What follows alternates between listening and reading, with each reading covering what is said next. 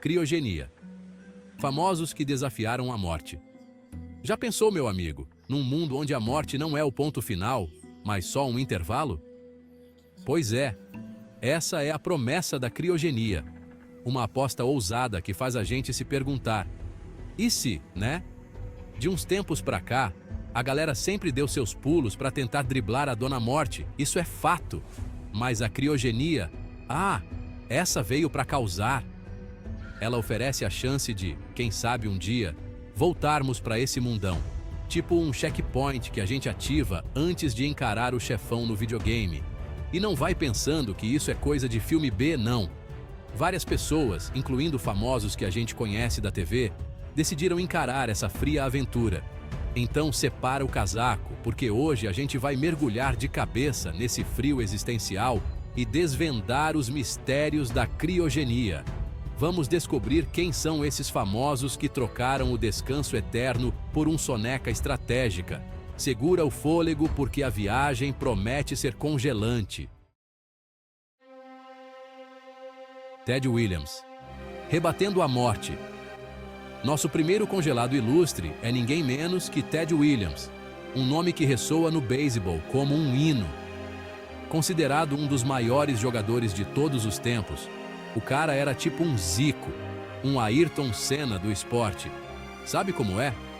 Mas, como tudo nessa vida, a jornada do Ted chegou ao fim em 2002, aos 83 anos.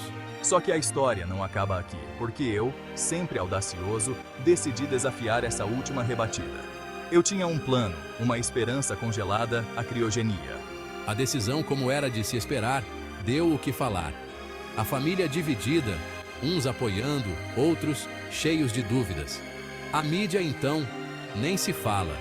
Uma enxurrada de debate sobre ética, sobre a validade da ciência, sobre o impacto cultural da coisa toda. No fim das contas, a vontade do campeão falou mais alto. Ted Williams foi criopreservado, abrindo um novo capítulo na sua história. E aí, será que veremos o rei dos bastões voltar a reinar nos campos? Só o tempo e a ciência dirão. FM 2030. Um viajante do futuro congelado no tempo. Se você pensa que criogenia é coisa só para celebridade, prepare-se para conhecer FM 2030. Esse cara era tipo um Júlio Verne da vida real, um visionário que olhava para o futuro e pensava: quero estar lá. Nascido Fereydun M. Esfandiari, ele adotou o nome FM 2030 porque acreditava que o ano 2030 seria um marco para a humanidade. Para mim, a criogenia não era bem uma possibilidade, mas sim um caminho sem volta para um futuro onde a morte seria tão ultrapassada quanto usar orelhão. E ele não estava de brincadeira. FM 2030 era o tipo de cara que encarnava a própria filosofia. Ele só comia comida do futuro, usava roupas futuristas e até mudou legalmente seu nome para FM 2030. Infelizmente, em 2000, um câncer interrompeu a jornada futurista de FM 2030. Mas, fiel às suas crenças, ele foi criopreservado, esperando o dia em que a ciência poderá trazê-lo de volta. E aí, será que ele vai se impressionar com o que o futuro reserva? Ou será que vamos acabar decepcionando esse viajante do tempo?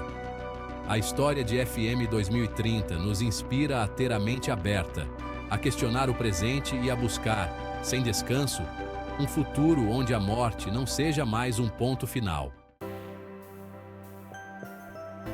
Se você está curioso sobre a criogenia, precisa conhecer o cara que colocou essa ideia no mapa.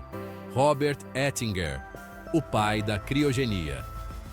Ele não era só um entusiasta, mas um físico que dedicou a vida a transformar ficção científica em realidade palpável. Eu acreditava que a morte não precisava ser o fim da linha.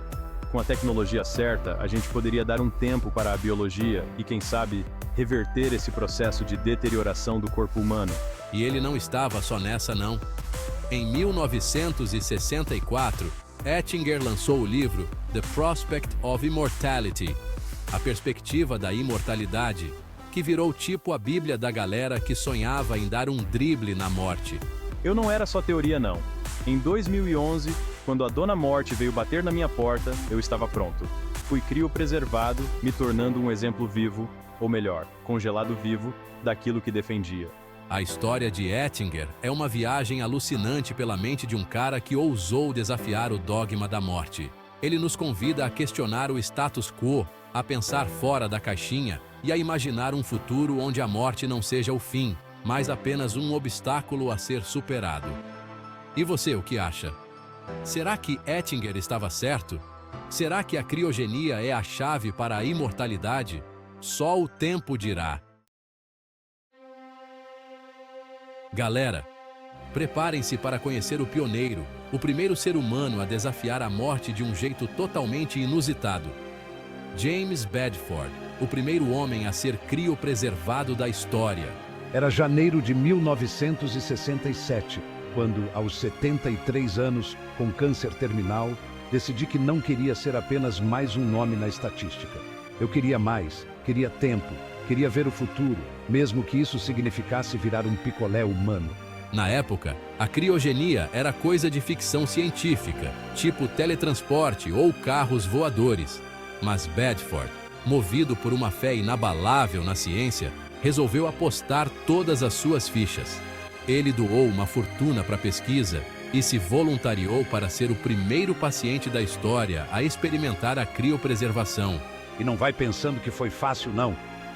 A tecnologia era rudimentar, quase um improviso científico.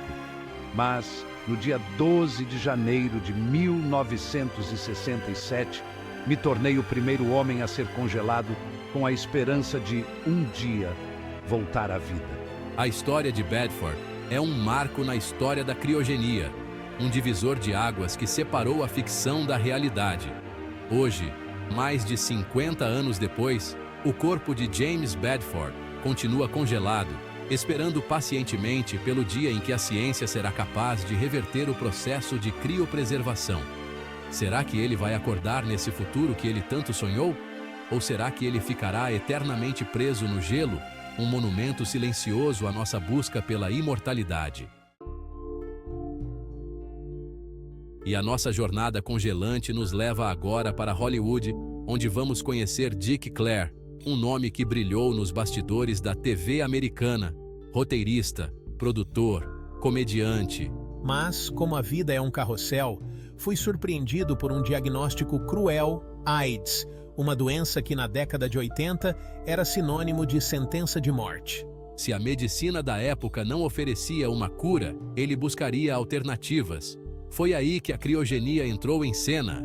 Dick viu na criopreservação uma chance de desafiar o relógio, de ganhar tempo, até que a ciência encontrasse uma cura para a AIDS. E eu não fiz por menos. Me tornei um defensor ferrenho da criogenia, usando minha fama para divulgar a causa, quebrando tabus e enfrentando críticas. Em 1988, aos 56 anos, Dick Clare se despediu do mundo, mas não sem antes deixar um recado. Eu não estou morrendo, estou apenas congelando. Seu corpo foi criopreservado, esperando pacientemente pelo dia em que a ciência poderá trazê-lo de volta à vida. A história de Dick Clare é uma lição de vida, coragem e esperança. Ele nos ensina que, mesmo diante da adversidade, podemos manter o bom humor, lutar pelos nossos sonhos e desafiar os limites do impossível. E aí, pessoal, depois dessa viagem congelante, o que vocês acham? Será que a criogenia é a chave para a imortalidade? Será que veremos Ted Williams rebatendo a morte nos campos de beisebol? Será que FM 2030 finalmente encontrará o futuro que ele tanto buscou? A verdade é que ninguém sabe ao certo o que o futuro nos reserva. A criogenia ainda é um mistério, uma aposta arriscada em um futuro incerto. Mas uma coisa é certa: a busca pela imortalidade é um desejo antigo da humanidade, e a criogenia é apenas mais um capítulo nessa busca incessante. E você, toparia a aventura congelante? Se essa viagem pelo mundo da criogenia despertou sua curiosidade, não deixe de se inscrever no canal, ativar as notificações e compartilhar esse vídeo com a galera. Juntos, vamos continuar explorando os mistérios da ciência, da história e da existência humana. Afinal, o futuro é incerto, mas a aventura em busca do conhecimento é eterna.